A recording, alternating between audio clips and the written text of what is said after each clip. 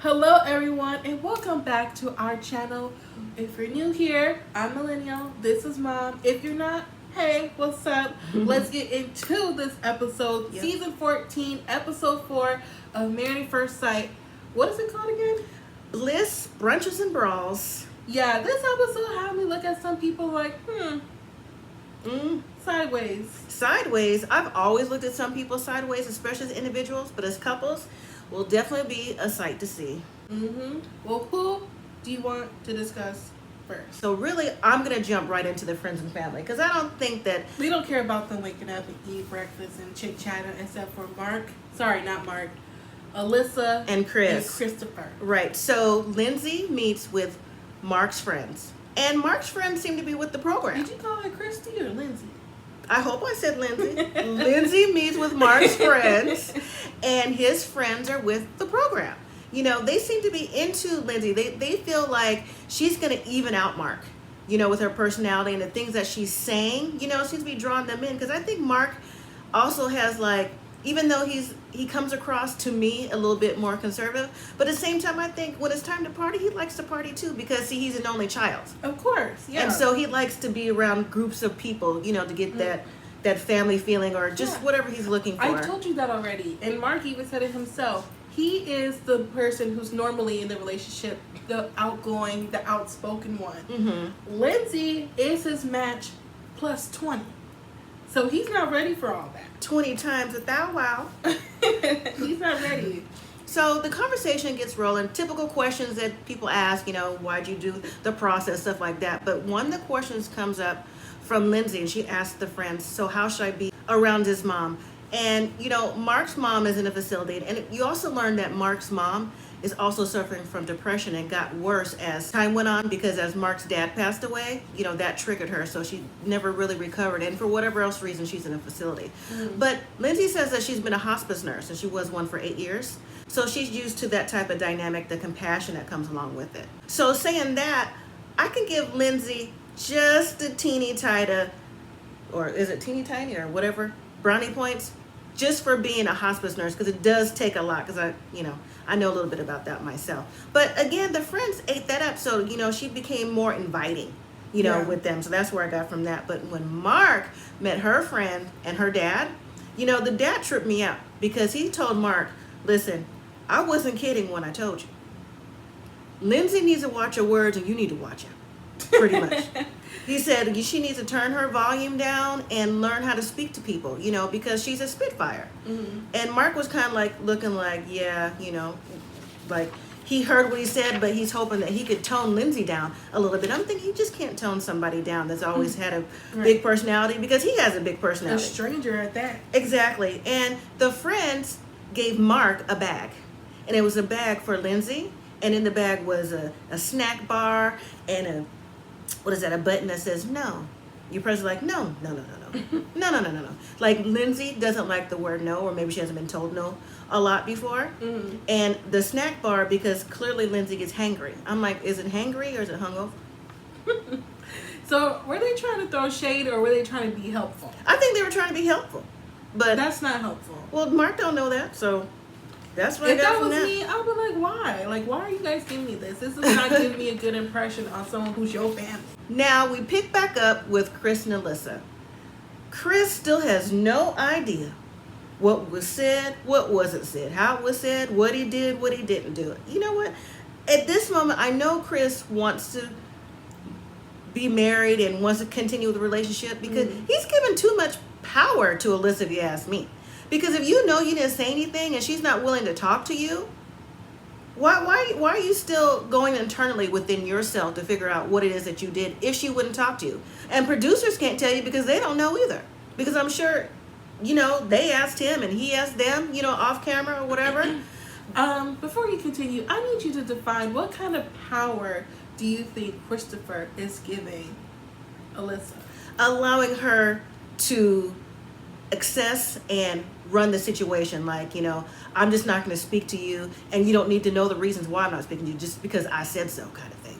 That's the power you're giving somebody, because I said so. And you're sitting there like, I just don't know what I did, you know, she's so beautiful, I just really want to be married. Just like internally battling yourself because she won't talk to you. It's like, so that's giving someone, technically, you don't know, your power away. Or maybe is it him trying to be like, I'm trying to fix the situation, compared to him just be like, you know what, whatever. Well, he's trying to fix the situation, but again, if you don't know what's going on, how can you fix it? So it turns out that Alyssa and Chris sleep in separate rooms because she's just so uncomfortable. She's using trigger words like, I'm not comfortable with, him and this and that. But she married a whole stranger. But she's uncomfortable. But you want to go through the process. But you're uncomfortable. And, Chris is trying to say, can we just talk? Well, I'll send the cameras away, stuff like that. She's like, no. Well, it turns out Chris said that they did end up talking at 2:30 in the morning. And she's just like, we could just do what we do. I don't have to be here and stuff like that. And they go out on the balcony and talk and just all this stuff. But at the very end of that, before they meet friends and family, she's like, well, I guess I'll give it a try. Because he's like, well, if I just can get just 1%, that's trying. But at 0%, I'm out. I'm thinking 1%. No, you don't need more than 1%. But I just wish that she was just being honest. Like, what was said that was so horrible? Well, you know what? I didn't say this, but I'll say it now. They were showing, while they were talking about everything, it was just redundant, so I'm not going to repeat everything like what she was saying. But they kept showing clips at the reception with her talking to his friends.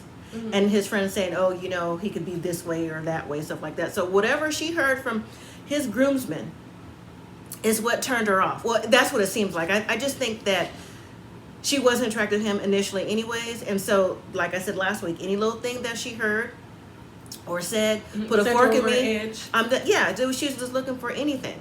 So now they meet friends and family. We'll start with Chris, okay? And Chris meets her mom and just one of her friends. And they're like, oh, how did it go? Mom seemed like she was more into it this time. So, last night at the reception. And he was like, well, it's not going so good. And he gave the dynamic what was going on. And Mom's face is like, what? Huh? I mean, she was like, oh, leaning left, leaning right. She's like, she couldn't believe it. She's like, oh, no. I think she said it to a confessional. I think Chris is the type of man that Alyssa needs. Someone to calm her down and slow her down. But the friend was like, well, it takes her a little bit to warm up. Okay, we heard that before. Chris heard that too. Up. She's not trying to get to know him at all. Yeah, but Chris heard that too. But at the reception, you and the other friend said it takes her a while to warm up. And they also said you're not the type of guy she's would go for. So what's he supposed to believe? Is she going to warm up or, or not? So the friend was like, well, wait till the honeymoon. Things will get better. No, that's where they get worse. Right. So now we see Alyssa meet with Chris's family. And, it's his mom, his dad, and someone else, I think. And, well, I don't know who it was. Honestly, I don't remember. But they're like, oh, Mom was like, she seemed like she was so sweet. She was like, so how did it go last night? We had a good time. And Alyssa, drank some water and didn't answer the question. And it was asked again in a different way. And then she's like, oh, it's okay. She kind of beat around the bush with the question, but not really answering the question, Yeah. And his family was like, oh, we think you're a good match and stuff like that. So they're really rooting for Chris to be married and stuff like that. Because I've noticed on this show that most people, except for maybe Michael, are over the age of 30. And to me, that's the sweet spot. It kind of seems like she tried out for the wrong show. Maybe she tried out for The Bachelorette a few times. And this is her last resort. You know what? I can't see her on The Bachelorette because I have said before, if you remember, that maybe she thought she was going on Real Housewives of Boston. She's just on the wrong show, period. How about that? Yeah, she's definitely on the wrong show. Moving forward, who is next? Michael and Jasmina. Jasmina meets with Michael's sisters, and they're still on cloud nine. They're like, girl, your dress was nice. She goes, you think so? She's like, yeah. My family didn't, like it. She's like, but, it's like me. It was a little extra. Like, girl, we like that dress. So for now, they're getting along. And I really think that they're ready for their baby brother, Michael, to be married, to experience the family life. Something that, he didn't really have growing up. They just had the sibling dynamic since there was a lot of loss early on in his life, right? But the sisters did tell her one thing was all the questions were being asked, one of the main questions. And it was like, make sure Michael is heard, because when he's angry, he tends to walk away from situations easily. And to me, I'm hearing them say that Michael shuts down easy, because if he's already withdrawn and takes a while to warm up, which a lot of people do, but when he's mad, he walks away. And I don't see anything wrong with that, But I think that's what they were getting at, like in between the lines. That's what I got from it. Mm-hmm. Can you see that point or no? I can see it, and we're going to see it more as the show goes on because Jasmina, she doesn't back down. She stands 10 toes down in all her stuff, and she wants to be a wife. So she's gonna play that role, and Michael's gonna have to really step up to the plate. But I like them as a couple. Jasmina sees it as a red flag, but here's a red flag for me. Jasmina told the sisters that, you know, all the years she's been dating, or at least recently, she's never dated someone in the same city. I was like, huh? Wait, what's her job? I don't know what her job is, but she's never dated someone in the same city, like never. So what is that about? That's a red flag for me. So you've always been in long distance relationships? Maybe. Mm-hmm. She online dated and found somebody. Maybe because I believe she that's was what at it was. a bar and found somebody who didn't live in their city and flew off in a distance somewhere. Okay. Maybe they lived there and then they went out to I mean, there's all different kinds of cities. scenarios, but it's still I don't odd. know. I don't think it's a red flag per se, but that is interesting. Yes, it is. So Michael meets with Jasmina's stepmom and her sisters, and things go well, but you can see that Michael has a kind of, not standoffish, but reserved, that's it, reserved look on his face, so he's not really comfortable, and I can see that just in general, you can see that in his personality, at least I can. Okay, there's nothing wrong with being reserved and being quiet because I am that type too. But I'm not going to say you have to put on a show, but if you want to be on a show like this, you have to be outgoing. You have to put yourself out there. You can't just be back in the cut because these people are seeing you marry their son or daughter. They want to know that, you know, the person is really ready to be that person for them. Yeah. So, like, if I was on a show, I know you don't want to be on there, and I know people are probably tired of me saying I want to be on there, but I would give everything that I got. But that's just me personally. Well, you'd have to, because you only technically have 8 Technically, weeks. you don't have to because people don't do it. Well, you're right about that. I guess you told me. So as he's talking to her stepmom, she's saying, well, how do you think they're going? You know, what are your intentions with Jasmine and stuff like that? And the question came up, have you ever seen a family dynamic or a marriage that worked out? You know, for a long term, like, are they still together? You know, like your grandparents, that's your family dynamic, right? Mm-hmm. And he said, no, he hasn't. And the stepmom kind of like, you haven't? She goes, well, Jasmina has, and she hasn't. You know, because she's seen products of divorce and seen people's marriages that have made it. But here's my thing for that. I think with that, that's fine to ask that question, but in little ways with her, like, taking it back, she had a little bit of a nerve because she is Jasmina's stepmom. Mm-hmm. And she's no longer married to Jasmina's dad. Mm-hmm. So that right there is a product of not the marriage that you asking him if he's been a part of or knows about, right, with his family. And so, you know, Michael tells a little bit of his background about his mom and dad and his siblings, stuff like that. The mom is like, oh, okay, you know, she thinks that's admirable. But at the same time, the stepmom says, you know, no offense, but this whole marriage thing that y'all are in seems like an illusion. I was like, An illusion. an illusion, because I guess she was thinking this is married at first sight. You don't know her, she don't know you. So for right now, if you happy, if you feel happy, it's an illusion. It's not real happiness because you don't know each other. You're just in the moment. That's what I got out of that. Well, everyone has an opinion, right? Yep, they do. Next couple. Next couple, Steve and Noe. You know what? I'm not gonna lie. Uh-huh. I forgot about them. You did? I did. Why? Are they just average for you? Yeah, they're not really hitting too much right now. Noe meets with Steve's parents. And I'm telling you right now, both families tickled me just in the questions they was asking. Steve's parents were excited to know about Noe's culture, and they were happy to see that she incorporated her traditions into the wedding. They really thought that was nice. I thought it was nice too. Mm-hmm. And she actually got emotional because she's like, yeah, you know, Steve embraced the scarf and wanted to know more about it too, and, you know, just made me feel more comfortable, more welcome, okay? But here's one of the things that Steve's dad says. He said, how do you feel about Steve not having a job because he's a vagabond? I said, So he trying to say Steve just go from place to place to place? So maybe Steve really is a freelance writer. He's just a freelancer. There's nothing wrong with that. Like someone in our comments said, he lost his job to the pandemic. Mm-hmm. He's trying to rebuild himself back up. Really daring to come on this show with no job, I must say. But you know what? He's here. And we just have to see what he's going to do. I'm sure he'll find something. So when his dad asked her that and she, took that in, he said, well, how do you feel about it? She goes, well, right now it's concerning.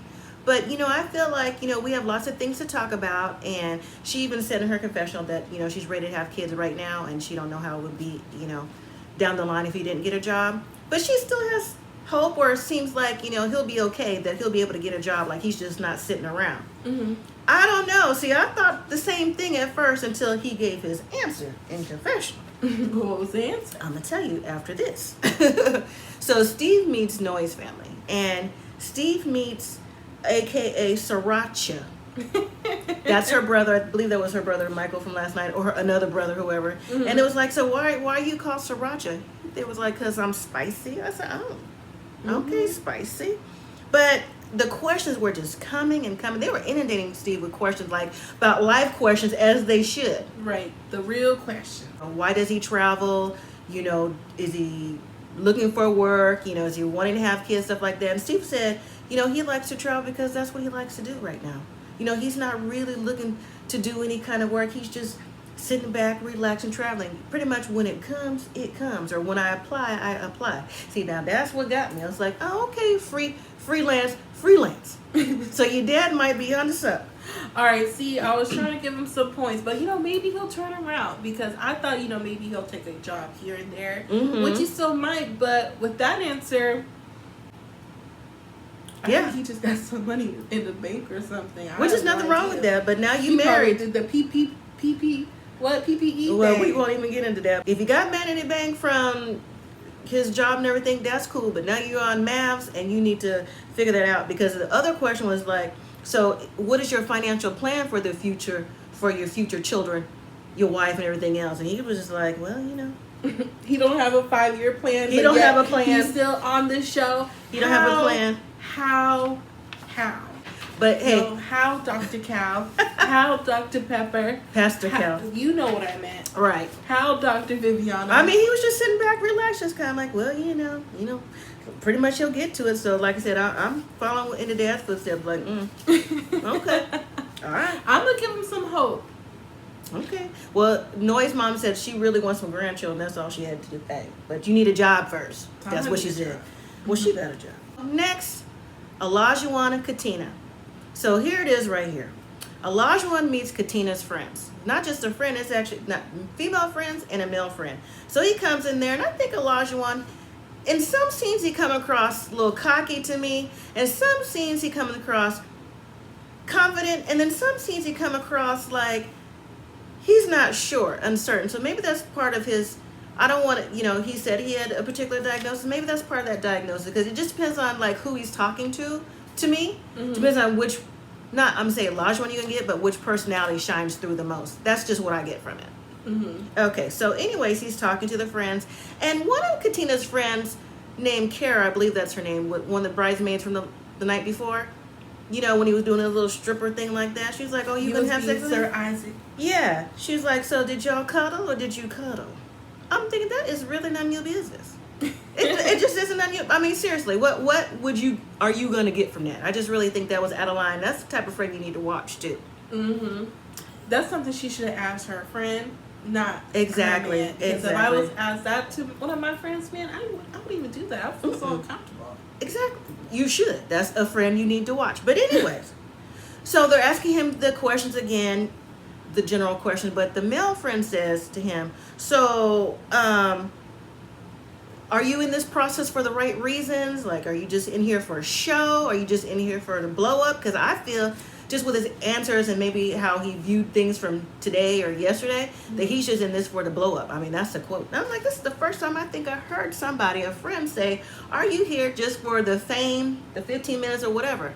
And then that's a good question. And then Elijah was like, oh, man, if you want to call me out, call me out. And I was thinking, he did. Right. Like, what else do you need to say? I mean, but you didn't answer. You just sitting there like, the male testosterone was in there because they was kind of like looking at each other. And then in confessional, her friend was like, He's not with the BS, pretty much. Mm-hmm. That's what he was saying. If I was him, I would have just rewarded him. Like, all right, are you here for the fame?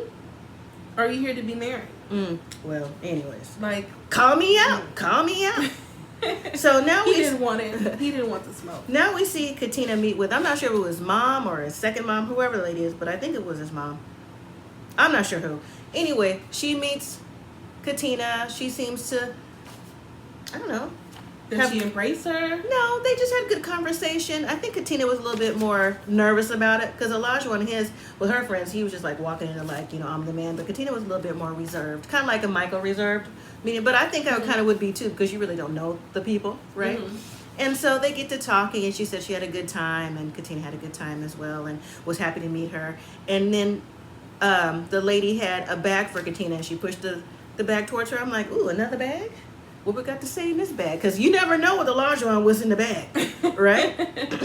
But it was T-shirts and different little things that she had because she said, I was his biggest cheerleader. Now you're his wife. You're his biggest cheerleader. So they were like football T-shirts or any T-shirts that he participated in while he was in college or whatever. She just gave those to her for like, now this is your job to whoop, whoop, whoop, cheer him on, right? So I guess that was nice. I thought it was nice. Thoughtful. It was thoughtful. So after all the meetup with the families, everyone comes back together as the couple, stuff like that. But you know what?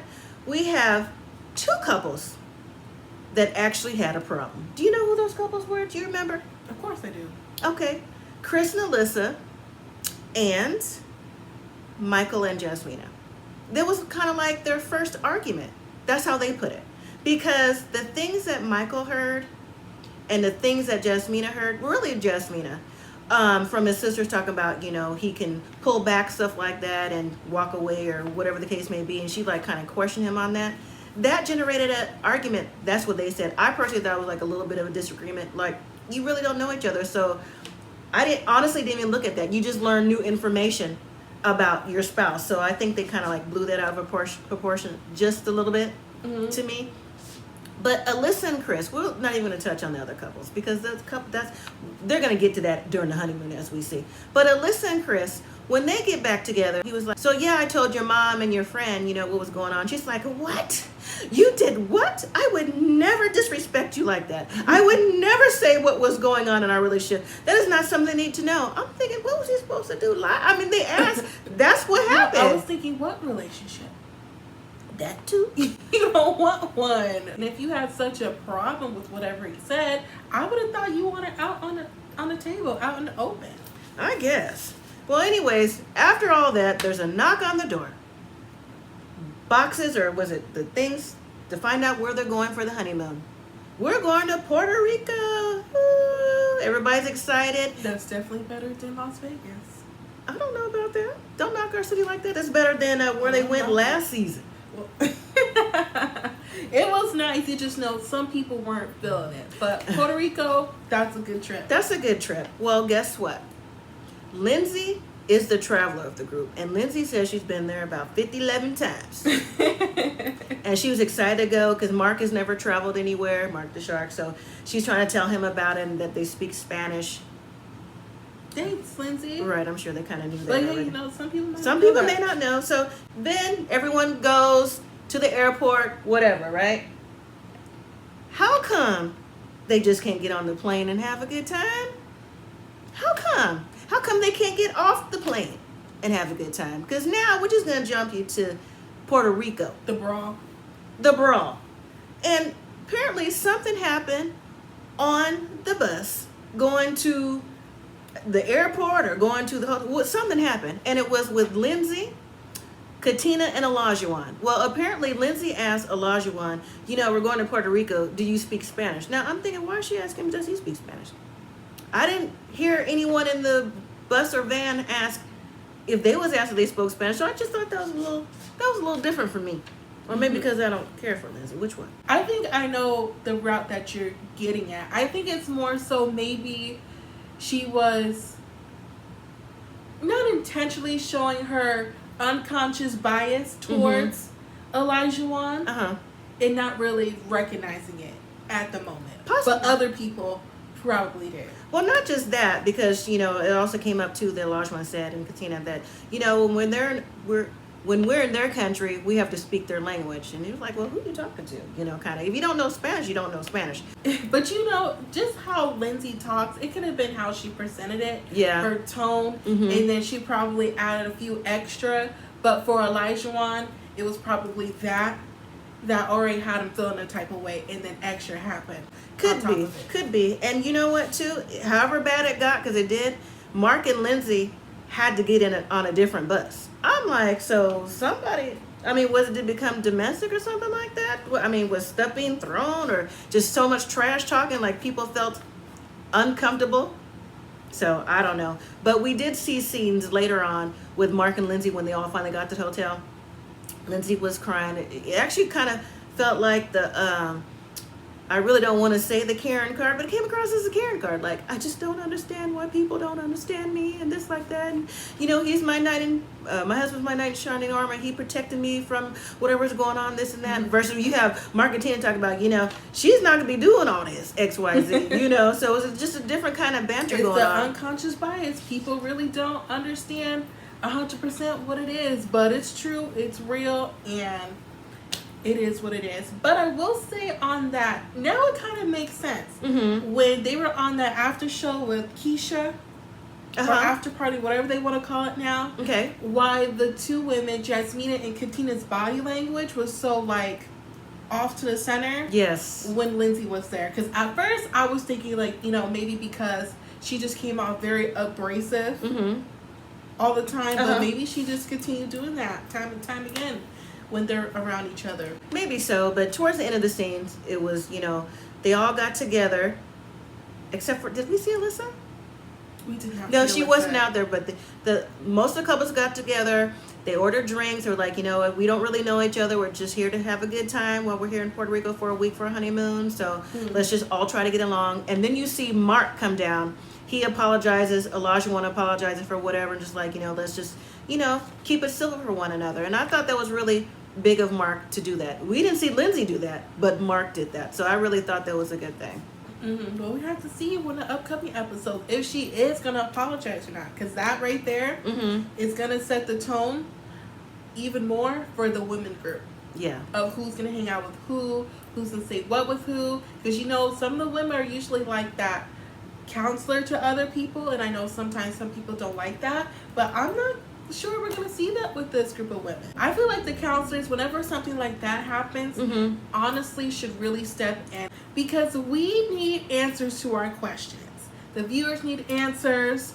Everybody needs answers. And they need to hop on our show to give us the answers to our questions. Because it's not making sense. It's not. 2 people plus 2 jobless. don't equal 4. People not wanting to be together. It's just... You name it. It's just not matching up. That's not it. Let us know what you guys thought about this week's episode in the comments down below. I know it wasn't much, but it kind of seems like it's starting to rev up a little bit. Well, it wasn't much, but it turned out to be the Chris and Alyssa show, and towards the end, the Lindsay show. So we'll see. It's going to be the Chris, Alyssa, and Lindsay show. Lindsay, Elijah, but hey. You have your list. I do. Well, once again, thank you all so much for watching. Make sure you give us a like. If you haven't subscribed yet, subscribe as well. Thank you all again for watching. And as always, live simply, be grateful.